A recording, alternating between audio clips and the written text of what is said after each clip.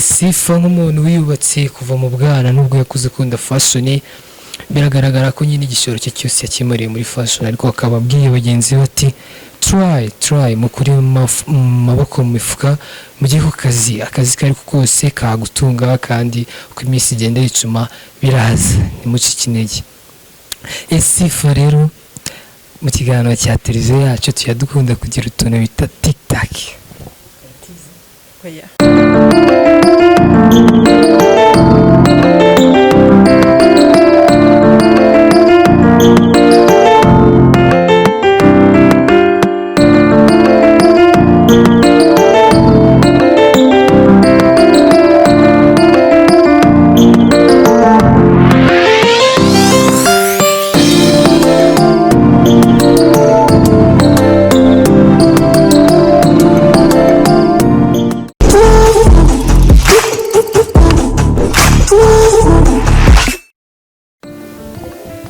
Reka nsuhuze abakunzi ba televiziyo yacu aho bari hose yaba mu Rwanda ndetse no hanze yarwo.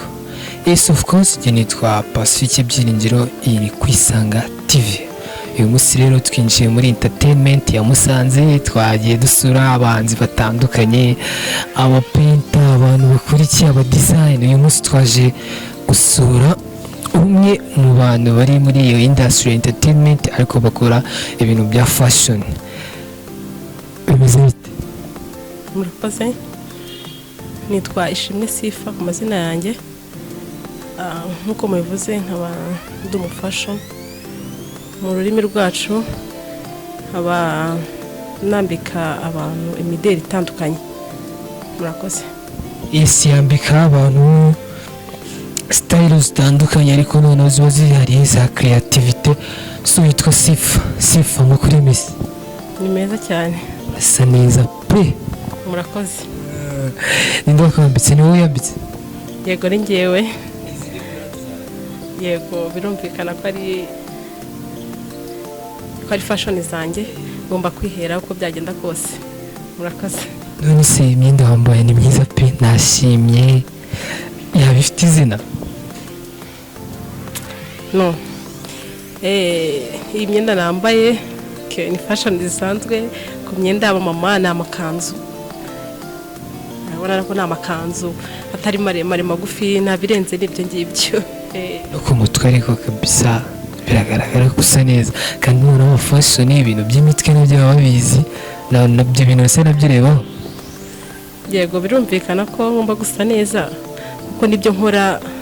Fashion no kugira umuntu ukura dusa neza, birumvikana ko ngomba gusa neza ari kugira mbere cyitegereza abandi ibintu byanjye bikundwe, kuko ntago watanga ibintu byiza nawe udasa neza. Birumvikana rero ko ariyo mpamvu. Murakoze. Uyu ni Sifa tugiye kubana, reka nkubwire ngo ikaze we mukunzi wa Kwisanga TV aho waba uri hose. Tugiye kuganira ku bintu bitandukanye, birumvikana by'umwihariko turazi kwibanda kuri fashion cyane ko ariko n'akazi akora. Sifa turaza kuganira kuva igihe watangiriye gukora ibya fashion kugeza ubu ngubu. Uko ugaragara birasa nkaho hari ahantu byakugejeje cyangwa se byibuze nimba bitarakugeza, nimba nabwo uri gutangira ufite gahunda runaka y'ahantu byakugeza. Ni muri urwo rwego turuzi kuganiraho ibintu nk'ibyo ngibyo. Sifa, ubundi fashion ni ibintu byawe ukiri umwana cyangwa se ni ibintu, ni business yakujemo ukuze cyangwa se ni ibintu wakuze ukunda? Fashion ni ibintu bimbamo kuva ndi mutoya. Ndabyibuka niga primary nakundaga ibintu byo nkumva biba mu byifuzo byanjye, mu nzozi zanjye. Nza gukura mbikunda kugezana n'isaha ngeze nyuma numva ko ari ibintu ngomba kujyamo, kuko burya iyo ukoze ikintu kikurimo kiba ari nayo mpano yawe. Birumvikana rero ko iyo ukoze ikintu kitakurimo ntabwo gishobora kugenda neza nk'ikintu kikurimo. Niyo mpamvu rero tugomba gukoresha impano zacu.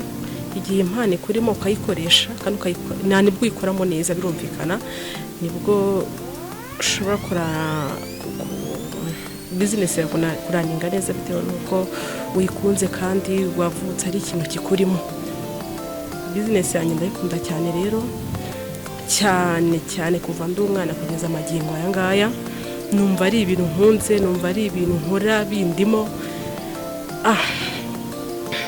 Nzi neza ko bizanteza imbere cyane kuko iyo mbona humva naho ngana mbona bintera courage cyane bitewe nuko ari ibintu bimbamo. Urambwiye ngo kuva ukiri mu mashuri warabikoraga, ukiri mu mashuri se kuko warafashoninga ku ma stage cyangwa se ku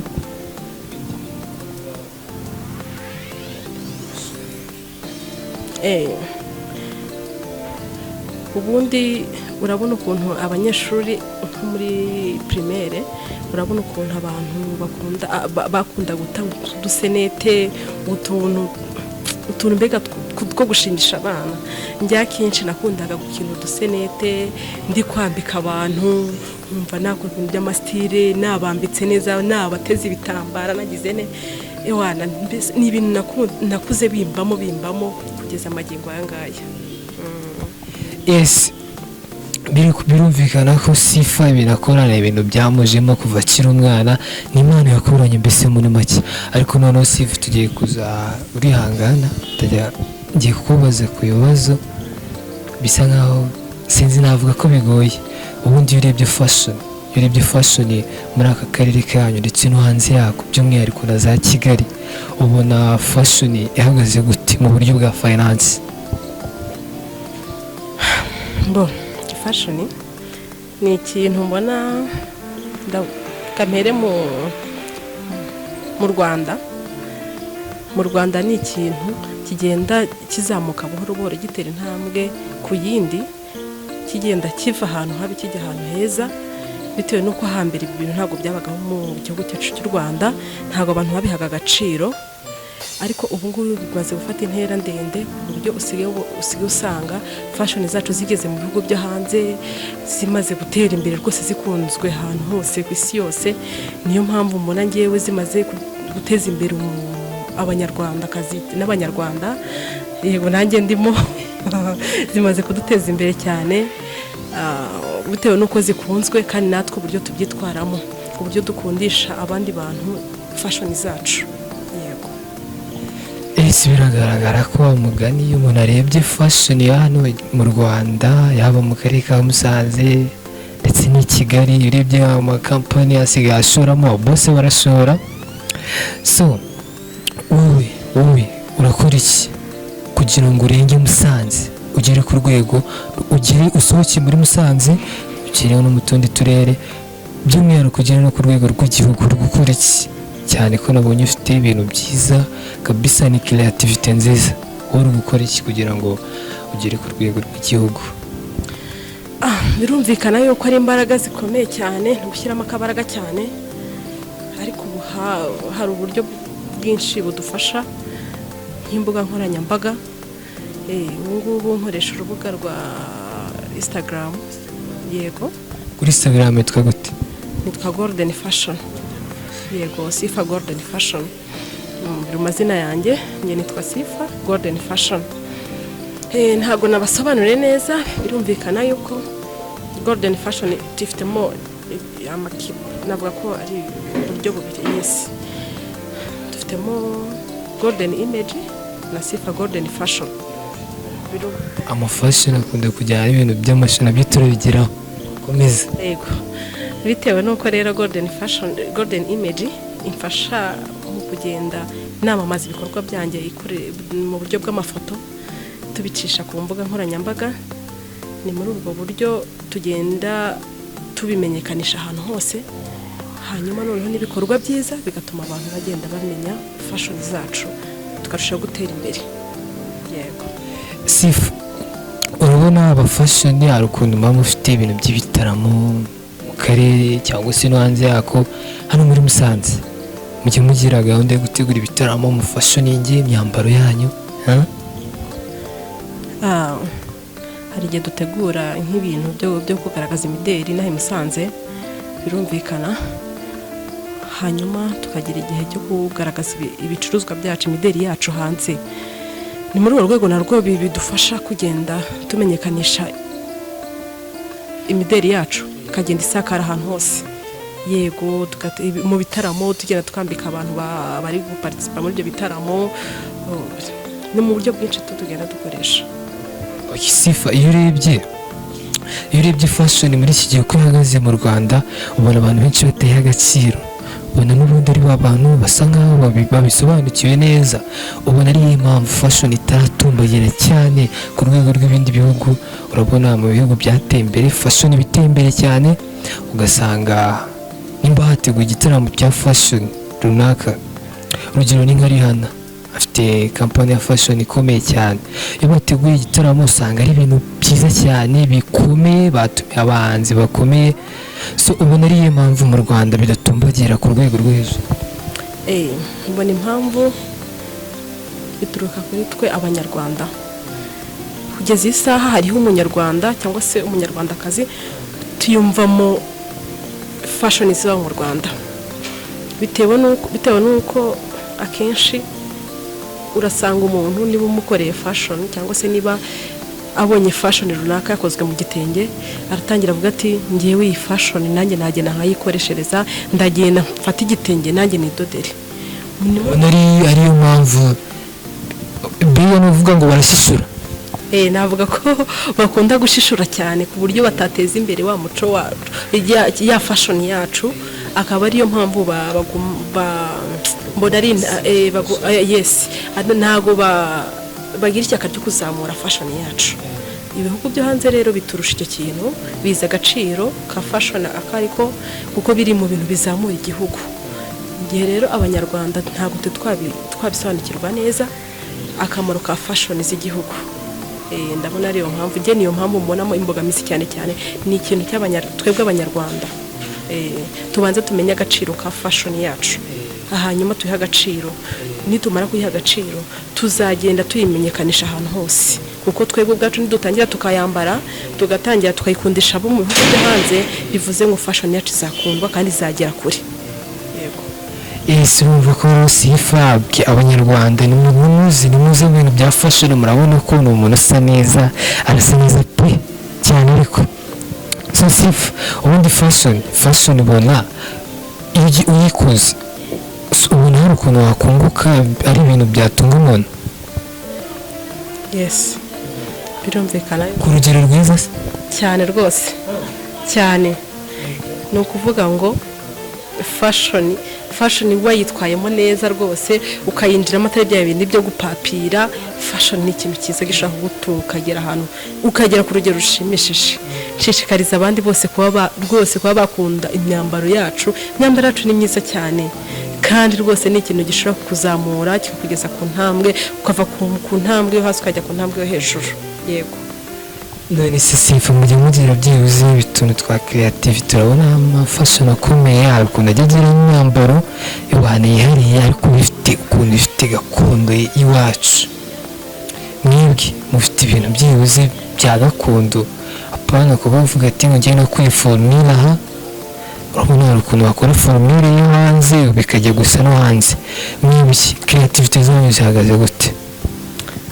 Hariho abantu benshi usanga mu fashion yabo ashingiye ku bandi.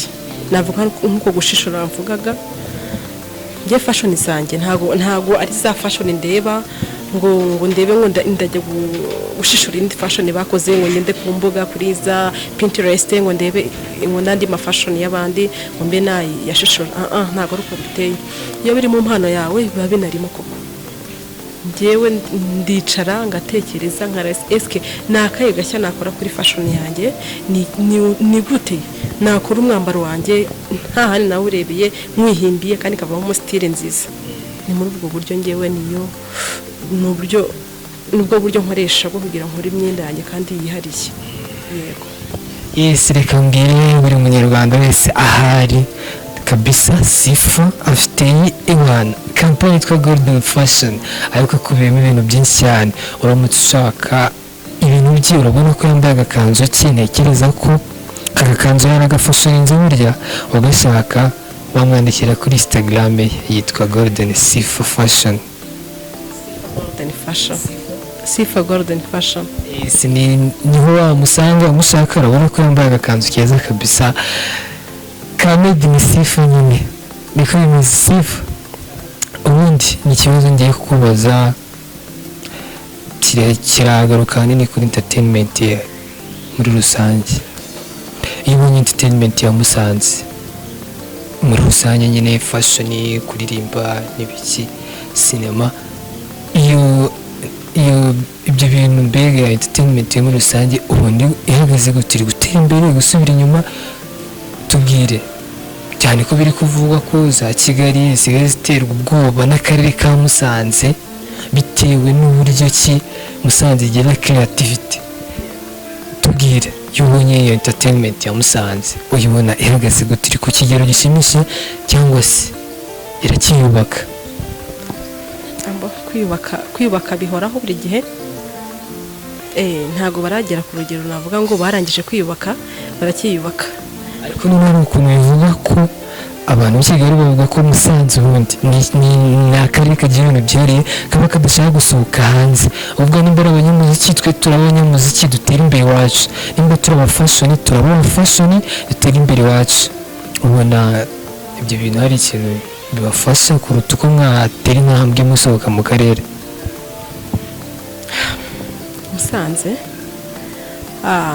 Musanze ni abantu, mbese navuga ko ari abantu bashaka gukura bajya hejuru cyane, bafite umuvuduko. Yego cyane ko ari mu mujyi wa kabiri mu Rwanda. Yego nibyo.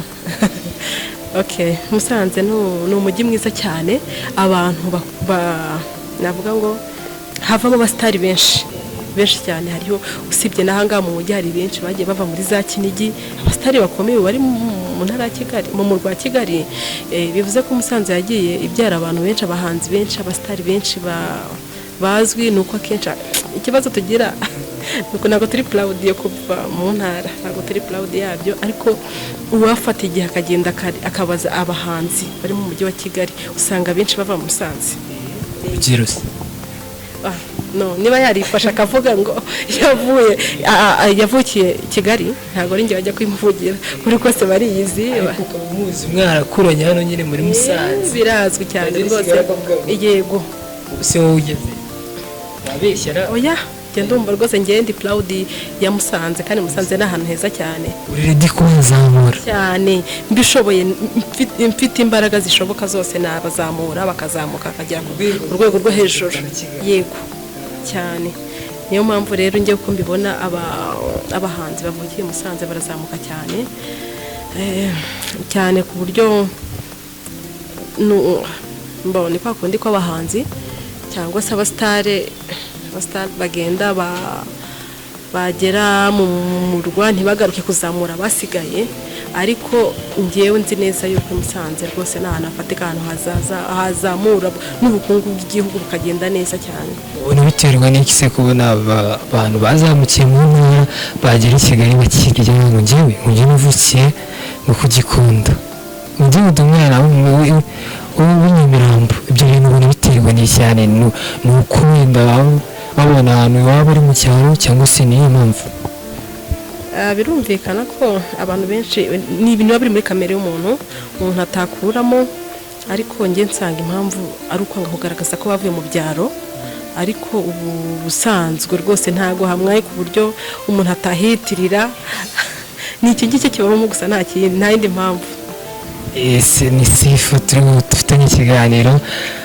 Sifa, mu kiganiro cyacu tugiranye ibiganiro byiza, ariko noneho dusoza hari akantu nshaka kubazaho. Ubundi turazi kuganira ku bintu bijyanye n'abakobwa. Urabona cyane mu gihugu bimaze kugaragara ko abakobwa bamaze gutera imbere, bagera gutya bagasubira inyuma bagapushinga n'abandi, bakababwira ati nimutinyuke muzamuke. Wowe nka Sifa, umufashoni ukomeye hano muri aka karere ka Musanze, by'umwihariko no mu ntara y'Amajyaruguru, ukora iki kugira ngo upushinge abantu bakiri batoya, by'umwihariko b'abakobwa? Ngewe nka Sifa ndi umumama. Yego ndi umumama, yego ndubatse, ariko noneho njye icyo nashishikariza abakobwa iyo nganira nabo kenshi, mbereka icyiza cy'umurimo. Umurimo ni ikintu cyiza, umurimo ni ikintu gituma wubahwa aho ariho hose. Umurimo ni ikintu gituma ugira agaciro. Yego n'umurimo mvuga wari umurimo muri rusange si ngombwa kuza muri fashion ariko nagira umurimo ukora wa murimo ukora uzakora ikindi kintu ujyamo ariko iyo wicaye ntago nibaza ko n'ubwonko budakura ntago bukura ariko iyo ufite akantu gato uri gukora ugenda utekereza kandi kantu washyiramo akandi kantu washyiramo buhoro hanyuma nukaza kugera ku rugero rushimishije cyo nshishikariza abakobwa rero batinyuke baze bakore imirimo irahari ntago imirimo yabuze batwegere tubereke ibyo gukora ngiye ntago ujya ntinya kubwira umuntu ibyo yakora ngo kwa kundi usanga umuntu ariko cecekana ntabe yagira umuntu sifa nk'umuntu wiyubatse kuva mu bwana nubwo yakuze akunda fashion biragaragara ko nyine igishoro cye cyose yakimariye muri fashion ariko akaba abwiye bagenzi be ati try mukuri mu maboko mu mifuka mujye ku akazi kariko kose kagutunga kandi uko iminsi igenda yicuma biraza nimucike intege sifa rero mu kiganiro cya televiziyo yacu tuyadukunda kugira utuntu bita TikTok ni utubazo umuntu aba agomba gusubiza nyuma y'amasegonda 10 sibyo uriteguye yego nditeguye sifa igihe kaninywa kigizwe n'inyuguti zingahe inyuguti 3 ni N Y Y wow arakandi kabazo ka TikTok nk'ubu ngubu waramutse ubyutse ugasanga ariko we mind itahindutse ugasanga umugabo wawe yahindutse wabyitwara umuti wamukatira cyangwa mwakomezanye namusengera kabisa nta kindi nakora usibye kumusengera natekereza kuri satani nyine kuko ntago namwanga sifa ni n'umuntu yizera imana sifa rero nk'ubu ngubu uramutse nk'ubu ngubu usanze ibintu byose tubona muri Bibiliya usanze ari ibintu abazungu badahimbiye wakora iki waba baragiye cyawe watakaje wabigenza ute ntabwo nababara kubera ko bidufasha muri discipline buriya Bibiliya ntekereza ko tutaza kuba dufite Bibiliya tuba twaragiye ahantu habi cyane kuko umuntu Bibiliya idufasha kuba discipline ukuntu niba bavuga ngo ntukibe ukibuka rya jambo ngo ntukibe ntiwibe ese ntekereza ko twari kuba turi ahantu habi cyane tutagira Bibiliya ahubwo hari abicanyi bica uko biboneye abajura biba uko biboneye ariko ubu ngubu uko biri kose hariho umubare runaka utinya gukora ibyo bintu bitewe na Bibiliya yego ibyo ni ibibazo turangije ibyo ngibyo byari birimo guthinkinga ariko none ibyo tugiyeho ntabwo bifite gutekereza cyane ni ukukubaza ugahita usubiza akambere u Rwanda rwagize abami bangana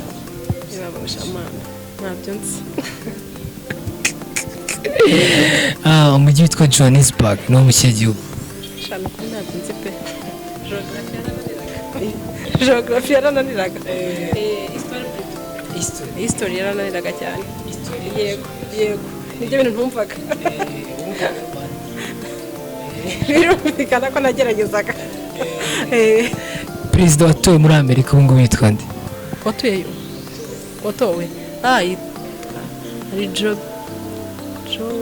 Joe Biden